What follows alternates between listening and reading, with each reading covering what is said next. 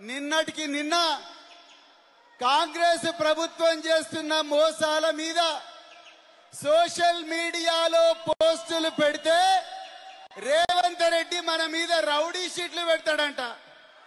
రేవంత్ రెడ్డి మన బొమ్మలు పోలీస్ స్టేషన్లలో పెడతాడంట. రేవంత్ రెడ్డి మనం నిద్రపోతున్నప్పుడే మన ఇండ్ల నుంచి మనం ఎత్తుకుపోయి జైల్లో పడేస్తాడంట. నిజంగా స్టేషన్లలో రౌడీ షీట్లలో ఉండాల్సిన వ్యక్తి పేరు ఏది? గట్టిగా చెప్పండి. తెలంగాణ ప్రజల పక్షాన ఉండి పోరాడుతున్న బీఆర్ఎస్ కార్యకర్తలు కాదు, ఈ రోజు తెలంగాణను నిలువున దోచుకుంటున్న ఈ కాంగ్రెస్ నాయకులు, ఈ బీజేపీ నాయకుల బొమ్మలు పోలీస్ స్టేషన్లలో ఉండాలి. అవునా కాదా? మిత్రులారా, మొన్నటి వరకు నేను ఇంతకుముందు రామన్నతో